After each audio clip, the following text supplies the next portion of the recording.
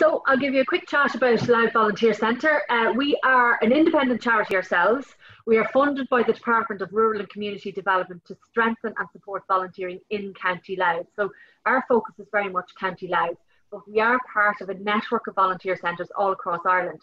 So if you're registered with Louth Volunteer Centre, you can easily apply for roles in Meath or in Monaghan or in Dublin, or whatever is convenient to yourself. So we would have people who maybe live in Louth but work in Dublin, and they might apply for volunteer roles in Dublin. But right now, our focus, we promote volunteer roles in Louth, so we're very much focused on Louth. We are, as I said, a registered charity ourselves, and our mission is to help individuals to find meaningful opportunities to volunteer and to help organisations to involve volunteers in their work, to involve volunteers in their work. So key thing there is the meaningful opportunities to volunteer, and there's all sorts of reasons why people come to volunteering, but we hope to have a wide variety of roles that you can choose from, and that something will come eventually that is right for you. And the other aspect there is not-for-profit. So we only promote roles from the not-for-profit sector, the community and voluntary sector. So if a person is a job seeker, then they can be confident that the roles that they see on our system, which is IVAL, which I'll talk about in a moment, are roles that are acceptable to the Department of Enterprise and Social Protection, so DEASP. So you can volunteer if you're on a job seeker's payment, but you're only allowed to volunteer in a not-for-profit sector. So those roles that we have in our system, you know that they are suitable for that as well.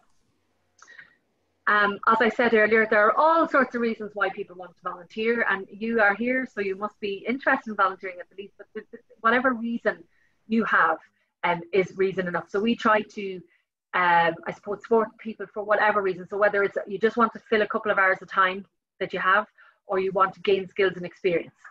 So that's where I will talk in a minute about what we do in terms of our follow-up supports to volunteers, but it is helpful for you to let us know what you want to gain from volunteering, because then we can help you identify a role that would be a good fit for you. It is National Volunteering Week. Yay, celebrations! And there's two big themes from National Volunteering Week this year, and one of them is gratitude. So thank you to all of the people who not only, like this year in particular, we're calling it the Year of Volunteers, because volunteers really came to the fore in our communities, but just all the time. Like, we have volunteers who do things in our communities all the time, and we want them to look after themselves as well. So if anybody isn't aware, we've had a series of online wellbeing events all week. There is one on at the moment, so we're missing it to be here, but there's one actually on at 2 o'clock today as well, which is 5 ways. I'm going to mix them up. No, 2 o'clock today is a LinkedIn. Actually, if anybody's here who's interested in kind of developing their career through volunteering, LinkedIn are offering a free session at 2 o'clock today. If you go to our Facebook page, we put up the post each day, and the links are there for you to book into the session. So there's Pilates tomorrow, I think, Friday, I think, is mine. So there's something each day. But volunteering has been proven internationally to have a very positive effect on well-being for a wide variety of reasons, whether it's feeling more connected to your community, whether it's gaining confidence, for all the reasons. And this is from the UK, but actually as we look to Ireland, we do a survey every year of volunteers. So after volunteering, people here in Louth have said that their contribution to the community, their sense that they were making a valuable contribution to the community increased. So the 87% said that, 81% said their confidence increased, and 77% said their in general well-being was improved as a result of volunteering. We're very conscious at the moment, we are all here in Louth, and there is a level of nervousness obviously with the COVID crisis at the moment, and so we have a variety of roles people can do from home as well as go out and about. But I would like to make the point that volunteers are very important for the well-being of our community as a whole, and the organisations that we work with, 4 of whom are here today, and we're so grateful for them for being here today, need the support of volunteers to be able to deliver the services that they provide, services that are actually essential for our community here in our local area. So not only are we talking about the general well-being of the individual volunteer, but also of our community as a whole. And I'm sure each group will speak about their own situation in terms of their need for volunteers, but I suppose what happened was, a lot of services stopped when the COVID crisis emerged. A lot of regular volunteers are no longer maybe able to volunteer because whether they have vulnerable underlying conditions or age or all different reasons, and that's absolutely fine. Volunteering is voluntary, so you choose to do it at a time that suits you. But that has meant that there can be a gap in some services, and some services need more volunteers, or people are less likely to volunteer at the moment. Some people are less likely to volunteer at the moment. So we're just, I suppose, given an opportunity to bring groups who are, have roles for people together with people who are interested in volunteering at the moment. And speaking about general well-being of our community, we're so excited by this. We received a letter this morning at 9:30 from Michael D Higgins saying thank you to volunteers for what you do, not just now, but always. He speaks about the generous army of volunteers and the sense of human decency that lies at the heart of all they do, that they transform the lives of individuals, families and communities all across Ireland. So I suppose just to take a moment here myself to say thank you to all of you who are attending today and for your interest in making a difference in your communities. And that includes our organisation attendees as well, for the difference that you make as well. I'm going to go into the detail of us in terms of what we do. I mentioned a couple of times if you're registered with Louth Volunteer Centre. One of our roles as part of our contract with the government is that we manage IVOL, the National Volunteering Database, here at local level. So we manage the Louth aspect of IVOL. It is available for free to download from Google Play or the App Store. When you download it onto your phone, there's a map and you can see volunteer roles that are available locally and close to you. You can filter it down. It's also accessible through our website, which is volunteerlouth.ie. So the roles that we're talking about today are available on IVOL. If you wish to apply for a role through IVOL, you must be registered with us. So just to note that. In terms of being registered with us, we do not share your data with anybody, despite people getting an email from me from a COTUS email last night. That was not a sharing of data, that was an administrative error by me.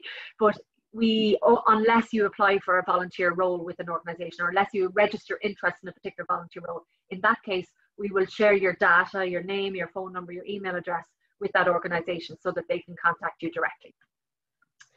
I'm going to give you a few examples of the roles that are currently available on IVOL. And just to give you a flavour, these are not the ones, obviously each group is going to be highlighting other roles related to their organisation as well, but just to give you a flavour what's out there. So as an example role here, Georgian District Support for Older People, and I suppose just to also tell the tale of the change. So befriending roles, so that is going to visit or connect with an older person who is isolated and on their own, and obviously is a particularly important role just at the moment. We put up this role on the 25th of August. Normally this is a hugely popular role, generally. I just checked last night and 2 people applied for it between 25th of August and last night. So that'd be quite unusual. So I suppose what we're saying to you, we're obviously sharing these roles with yourselves in terms of volunteers, but maybe if you have friends, family members that you think that they might like that role or be interested, feel free to share in that sense as well. So this is on our IVOL database. I'm just going to quickly click through just to show you a couple of things on the database. On the system. So you check the volunteer role here and you can see that that's the detail of the role up here, the commitment. So they're looking for an hour a week. Down here, a little bit of information on the organisation. Would be advising people to check the what's required screen there, because that's what they're actually looking for in terms of a volunteer. Maybe to filter yourself saying, well, I don't, if you're 18 and you're looking at this role, it's not going to be suitable to you, maybe don't express an interest on that basis. When they're looking for volunteers, what the commitment is, what the screening is. So some roles will have no screening whatsoever, and some roles like this one where you may be building a close relationship with a vulnerable person would have a higher level of screening. And they provide training and what you will get as a volunteer from it. So if you read through all that and you go, oh, that's definitely something I'd be really interested in doing, you click on the register interest button there. Now, if you're not already registered, so if you're not already signed in, it'll prompt you to sign in. My biggest tip for anybody who's already registered with us to say today is when you're clicking on links in anything like our email or the links in the chat box that Karen is putting up, I would advise you to be already signed in. One of the glitches, unfortunately, with the system that we find a little bit challenging ourselves and we're trying to get fixed at national level is if you are in a role and you click register interest and you sign in, it actually takes you back to the home page, not to the role itself. So that can be a little bit frustrating. So we advise people to be signed in advance if possible. If you're not already registered, you will be prompted to register.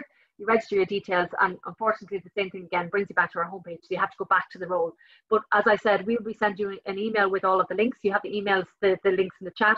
So when you register, maybe you'd like to just go back to the link and click on the role and then register your interest through it that way. Sorry, it did bring you to the screen there, did it, with the iVol page, did it? It did, yeah. Getting started with the iVol. That's all right, grand, yeah. You can see that one, yeah. And are we back to the PowerPoint? Not yet.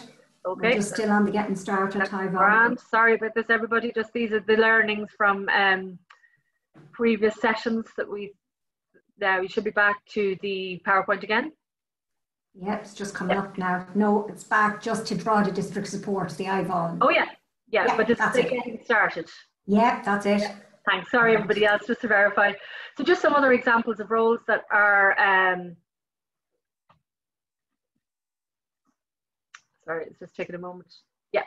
So this is a role in RD, if anybody's in that area, but you don't have to be from RD to actually get involved in the role.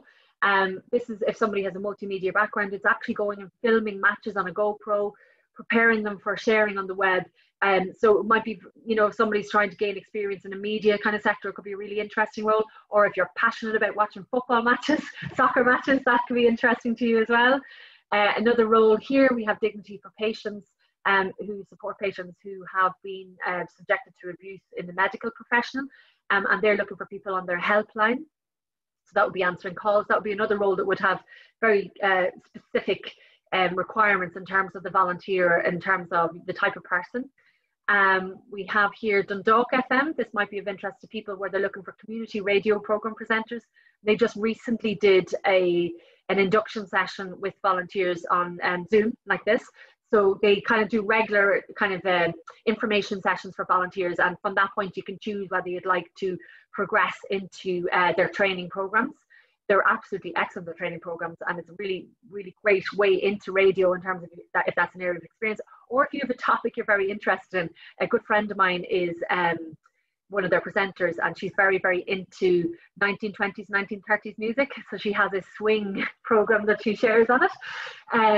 So that's another example of a role. This is an interesting role. We struggle at the moment for roles for younger people, because generally the type of roles for younger people, by that I mean under 18, they tend to be event-based roles. So we would have managed the FLA volunteer program last year, and we had 30% of our volunteers were under 18, and they were amazing. They were just phenomenal volunteers. But obviously that type of stuff's not happening at the moment.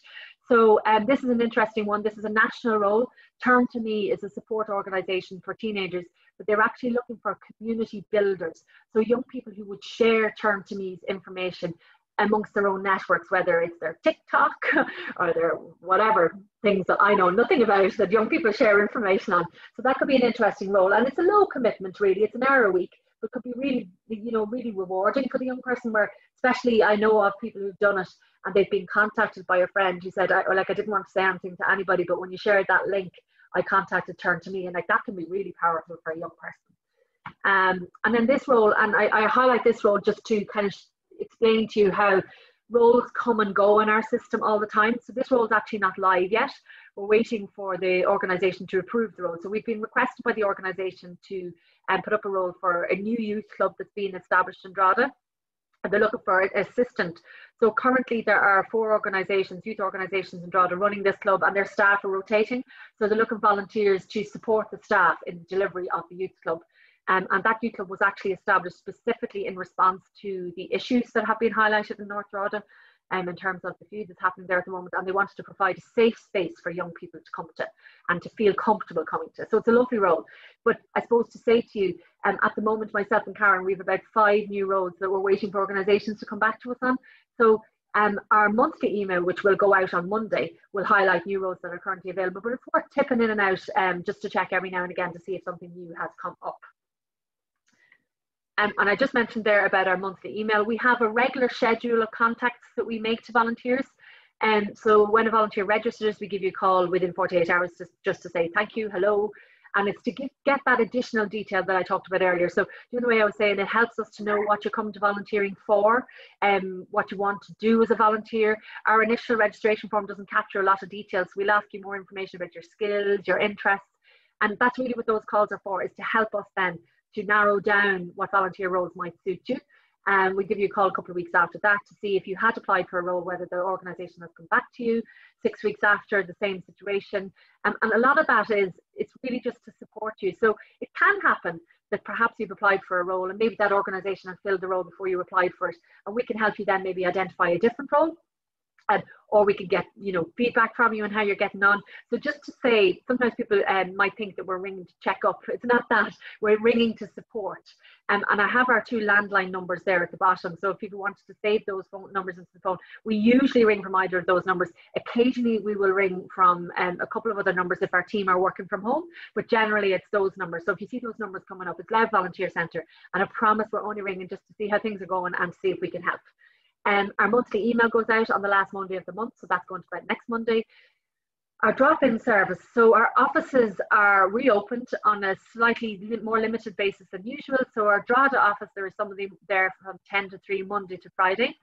And our Dundalk office, there's somebody there from 10 to 3 Monday, Wednesday and Thursday.